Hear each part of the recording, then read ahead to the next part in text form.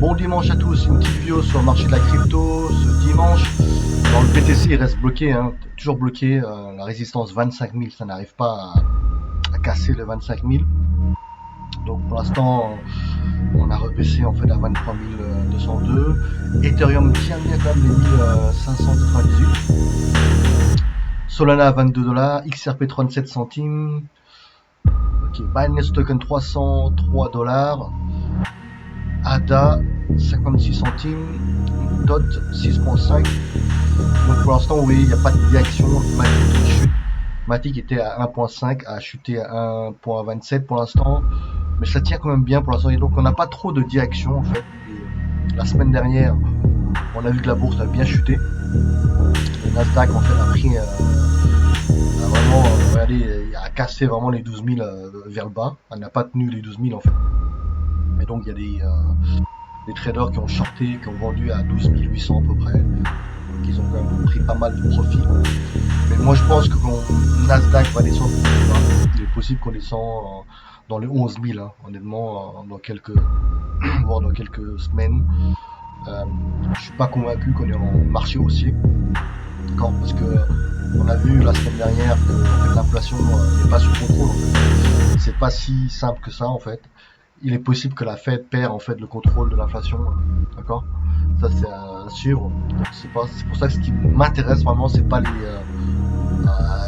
bruits qu'on entend sur YouTube, etc. pour le marché haussier, etc. Moi, ce qui m'intéresse, c'est la hausse des taux.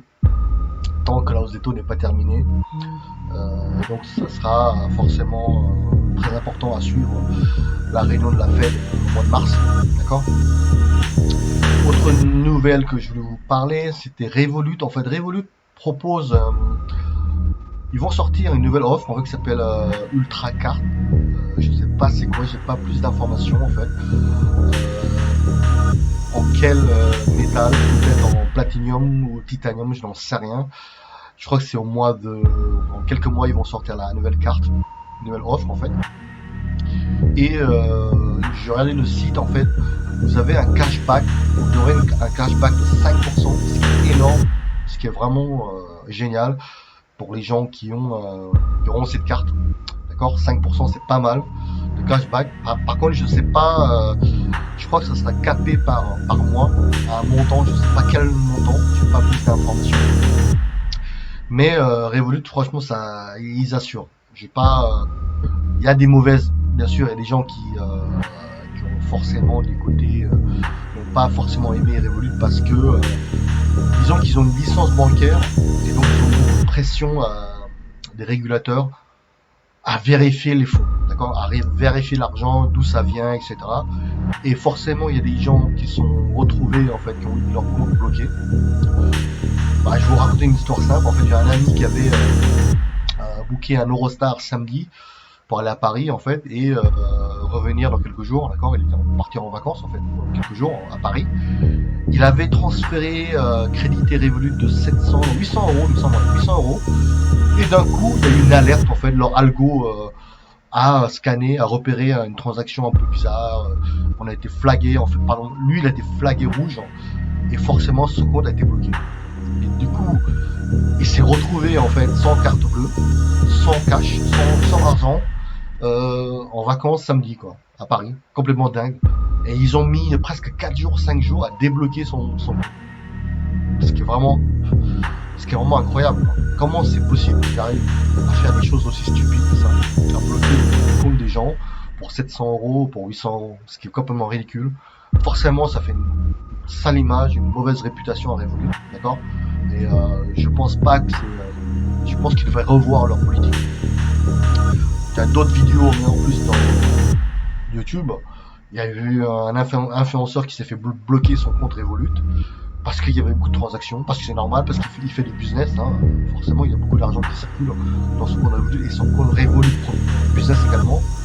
Et il s'est retrouvé un compte à bloquer.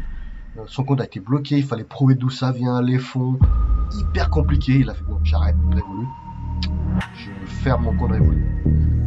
Je trouve ça terrible. Enfin, faut vraiment que Revolut revoie leur politique de pourquoi ils bloquent les comptes comme ça de leurs clients, quoi. Ça fait une réputation, même. terrible à l'image de Revolut. Alors que l'application, les services qu'ils offrent, c'est vraiment génial. L'application Revolut est vraiment géniale, très simple à utiliser. Vous pouvez acheter des actions, acheter de l'or, l'argent, des crypto-monnaies, gérer 20 devises étrangères, etc. Mais c'est vraiment génial. J'espère qu'ils vont revoir leur politique. Pourquoi bloquer les comptes clients comme ça? Parce que honnêtement, vous perdez des clients et ça, c'est vraiment une mauvaise réputation. Et j'espère que vous allez revoir votre politique. Mais j'attends de voir la nouvelle carte. Vraiment, cashback de 5%, c'est vraiment pas mal. Là, c'est vraiment top. À suivre Revolut dans quelques mois. Alors concernant les news, il n'y a pas vraiment trop de super news pour l'instant. Il y a Charlie Bond. J'aime bien regarder son compte en fait. Lui, il aime bien poster tout ce qui est hausse des taux, Nasdaq, etc.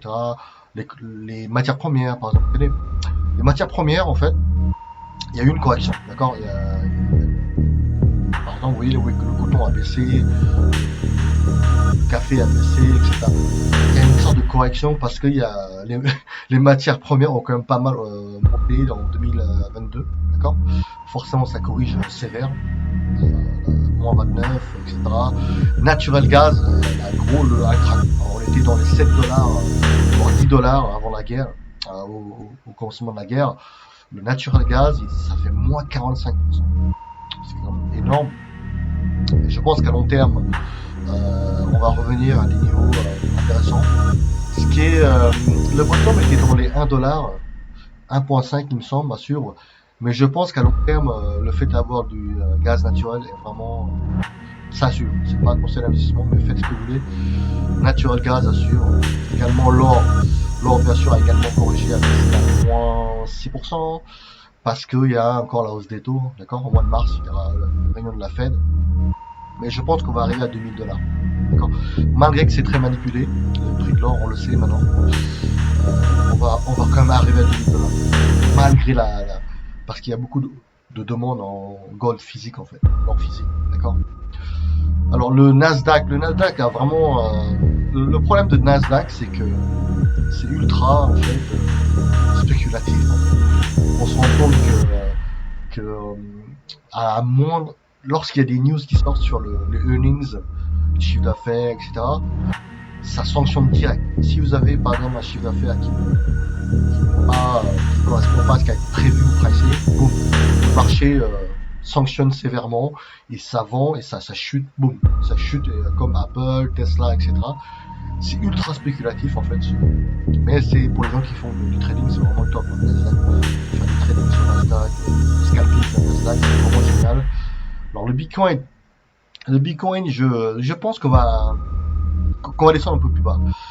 Parce que là où Zato n'est toujours pas terminé, il est possible qu'on revienne vers les 20 000, pourquoi pas. Descendre beaucoup plus bas, je suis pas certain en fait, je suis pas sûr. 16 000, je suis pas vraiment sûr. C'est parce que malgré tout, ça tient bien le Bitcoin. En fait, chaque année qui passe, en fait, le Bitcoin devient de plus en plus fort, de plus en plus. Quand ça chute, en fait, ça chute pas autant par rapport aux années précédentes, en fait. D'accord. Et là, même si ça descend à 15 000 ou 16 000, ça reste quand même un bon niveau. Bitcoin à 15 000 ou 15 000, 16 000, c'est quand même un très bon niveau, vous voyez, comparé aux années précédentes. En fait. Chaque fois, le BTC devient de plus en plus fort.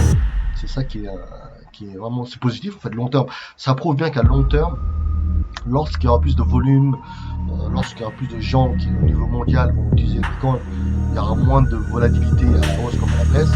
Et là, ça va devenir une sorte de valeur un peu refuge, je pense. C'est ce que je pense, moi, personnellement. Pour l'instant, il y a beaucoup de volatilité, parce que le marché est beaucoup trop petit, en fait. D'accord. Forcément, il y a des manipulations à la hausse comme à la baisse. C'est très sensible à les gens qui ont des grosses positions, ça peut influencer à la hausse comme à la baisse. Tout ça, c'est comme sur le silver. D'accord. Le silver, c'est pareil. Il y a beaucoup de volatilité parce qu'il y a aussi beaucoup de manipulations comme le Forex également. Le Forex, il y a moins de volatilité parce que le marché il est énorme sur le marché du Forex. D'accord. Donc vous avez des variations de moins 1%, c'est rarement 2%. Vous voyez, le jour où BTC Bitcoin va avoir un niveau volume beaucoup plus élevé, beaucoup de gens vont utiliser BTC, il y aura beaucoup de moins de volatilité. D'accord, on est quand même très loin, on est quand même au début, et les 21 millions là, pas encore arrivé. Mais je pense que dans quelques années, on pourra arriver à 100K. Moi, je m'inquiète vraiment pas pour les gens qui font du DCA. D'accord, donc pour moi, Bitcoin, c'est la liberté en fait, c'est freedom. D'accord, faites ce que vous voulez, mais moi, je pense que la stratégie du DCA, c'est super. Également, Ethereum, hein, les gens qui sont fans d'Ethereum, faites du DCA. À chaque chute, en fait, vous faites ce que vous voulez, mais vous achetez plusieurs niveaux d'escalier et vous gardez à long terme. Et peu importe ce qui se passe, vous holdez long terme sur 5 ans, 6 ans, etc. Et je pense que ça pourra monter très très haut dans quelques années. D'accord, c'est juste mon point de vue à moi. Après, faites ce que vous voulez, mais les 100K, ça va le faire. Je pense que ça va le faire. En plus, ce qui se passe, c'est qu'en fait, le marché price, en fait, la baisse, comment dire, l'arrêt des hausses des taux au mois de à peu près mi-2023, parce que ça fait un carnage. En fait, chaque hausse des taux, en fait, ça rend l'argent beaucoup plus cher. Et comme tous les États sont endettés, forcément, il y a des intérêts à rembourser énormes, comme aux États-Unis. Hein. Les États-Unis, chaque hausse des taux, en fait, ça impacte le remboursement de leur dette, sauf qu'ils ne peuvent pas rembourser leur dette. Ils remboursent, en fait, ils payent les intérêts. Et à un moment donné, la Fed va, je pense, va se calmer, va arrêter la hausse des taux, et va commencer, je pense, à faire une politique monétaire d'impression monétaire. Et de nouveau, et là, tous les actifs, en fait, vont remonter. Ça, c'est mon avis à moi. Alors, faites ce que vous voulez, mais j'y crois vraiment que ça va aller à 100K. D'accord. Il y a une vidéo quand même intéressante à voir, en fait. C'est que Kitco, c'est pas mal à suivre sur cette chaîne. C'est possible que alors, il y en a qui disent que bon, l'inflation peut repartir à 12% en 2023. Il est possible que la Fed perd le contrôle. Je sais pas, je ne peux pas prédire, mais c'est pour ça que c'est important de suivre, en fait, tous les réunions de la Fed, en fait. D'accord, l'impact est énorme. Et 2023, je pense qu'on est vraiment en récession, hein, même si c'est pas annoncé officiellement. Mais je pense qu'on est vraiment en récession. Sinon, passez un bon dimanche, un bon week-end à tous. Au revoir.